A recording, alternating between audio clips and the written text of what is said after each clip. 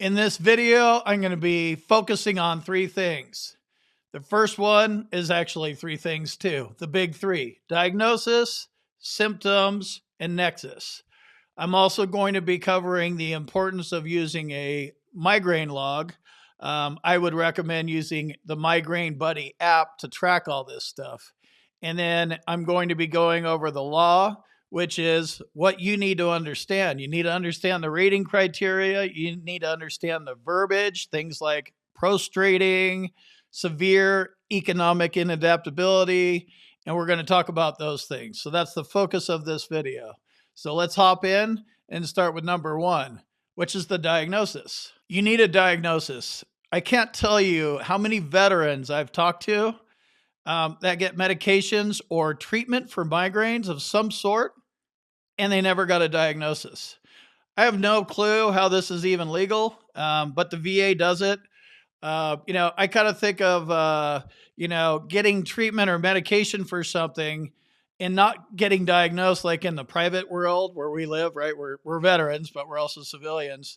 So like if I sprain my ankle or twist it or roll it up or something like that, I might go to the doctor. He says, ice it. And then he gives me like Tylenol 3 or something like that.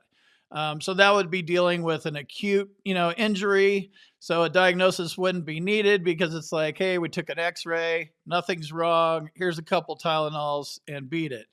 When you're dealing with the VA, they'll sit there and prescribe you migraine medications for years without you having a diagnosis of migraines. So that's the first place you need to look. You need to look for a diagnostic code and make sure you have a diagnosis. That's one of the big three. In my experience, VA doctors are stingy with handing out diagnosis. Not sure what the reason is. Some are lazy. Maybe some don't want to make the call on the diagnosis. Like in the case of migraines, maybe your primary care doctor wants a neurologist or some other kind of specialist to call out and give you the diagnosis.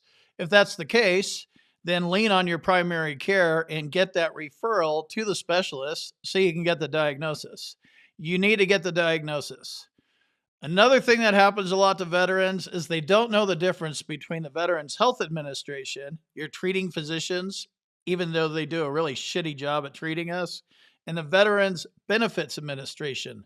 That's where you file your claim and get your benefits. Do not do crossover stuff. If you walk into your primary care and start talking about, yeah, I'm going to file a claim, can you hook me up with a diagnosis? It's the wrong approach. They just have this thing that you're trying to game the system. Avoid talking about your benefits to the Veterans Health Administration. It's easier to keep it clean. Took me a while to understand this, but once I did, I quit talking about the VBA and I just started talking about my symptoms. And, you're after a diagnosis. Different ways to get it. If your primary care won't break it off for you, go to the specialist. If the specialist at the VA won't break it off for you, use a private doctor. You need a diagnosis. You need to get it from somewhere.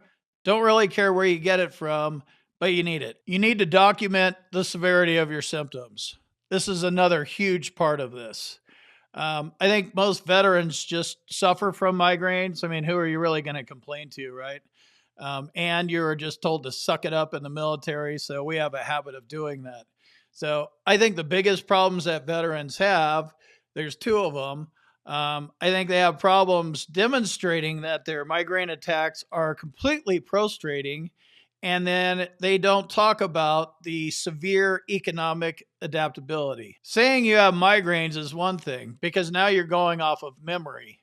Yeah, probably once a month or like 3 times a month, and yeah, I think I might have missed a little work, and you're throwing a lot of I thinks and I kind ofs, and you're trying to recall facts based off of your memory. Not a good way to go. Download the Migraine Buddy app. It's in the Apple Store and the Google Store, and log them. And do this for about 4 months. Every time you have an attack, hit the start button before you go crawl in bed with tinfoil all over your windows. And then when it's over with, 4 hours later, 2 hours later, hit stop and type in notes. Completely prostrating. Did this happen while you were at work? And your dark room was your boss's office, and he's kind of cool and he understands about migraines because he has them too, whatever the deal is. Did you miss work? Are you on a time clock? Did you lose time? Did you have to use some of your PTO?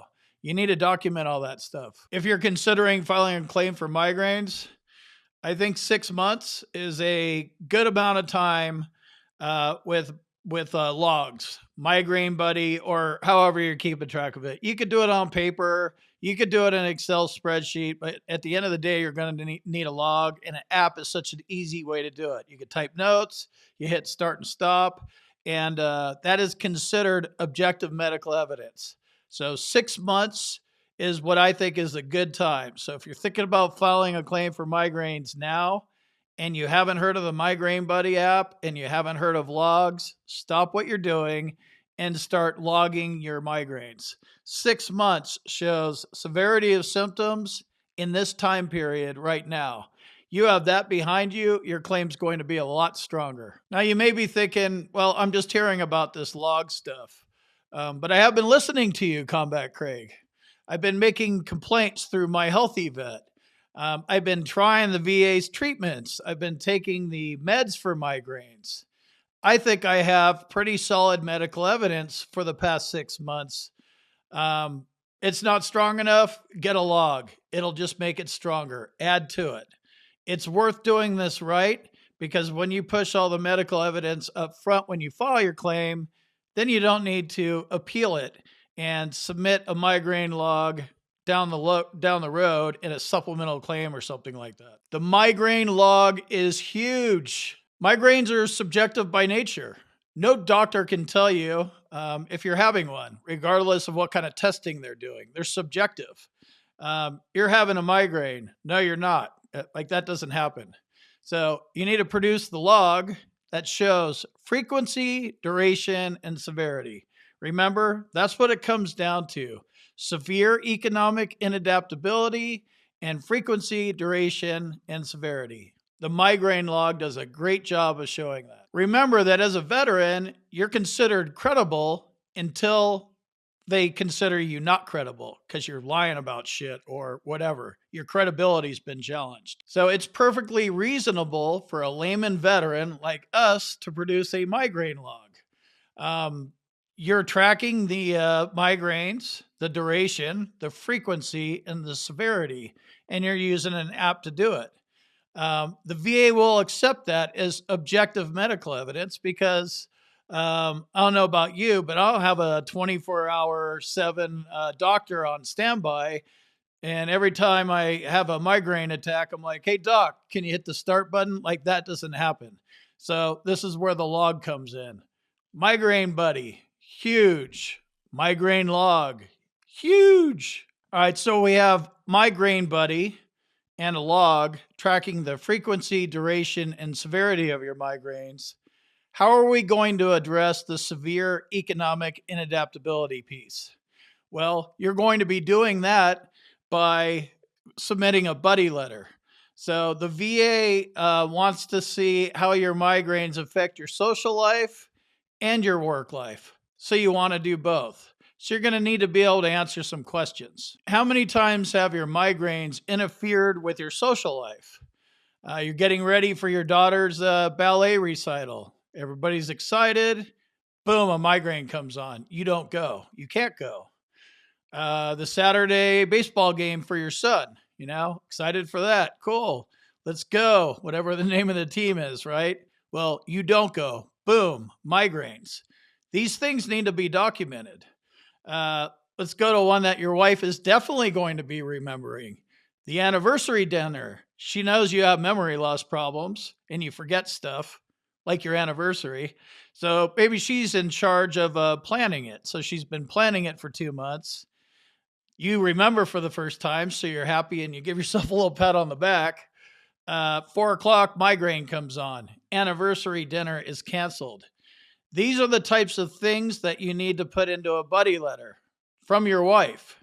I guarantee you, your wife is keeping track of this stuff. She knows every time you missed your kids, whatever, and whatever dinner dates, date week or whatever you have going on with your wife, I guarantee you she remembers all that stuff in detail. Have her help you by writing a buddy letter. This is a good piece of medical evidence to explain to the VA rater what's going on, how this is affecting your social life. Severe economic inadaptability is specifically called out in the 50% rating for migraines. So you're going to want to be able to answer these questions in the form of a buddy letter from your boss. How many times have you missed work due to migraines?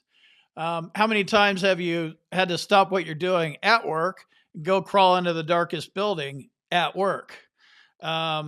Maybe you couldn't even leave and you couldn't even drive home, and your boss understands the migraine situation and he drove you home, picked you up the next day because your car was left at work, and then he drove you to work too. You want to be able to talk about that stuff. Let me jump in here real quick and tell you about my boot camp. If you want to learn more about the VA claims process, check out my boot camp. You can talk to me live. There's a link on the website and in the description, combatcraig.com. And also, if you need medical evidence like a nexus or documenting your symptoms properly, go to our website, combatcraig.com, and it says medteam/nexus letters. Click on that link, fill out the form. Boom, you're done.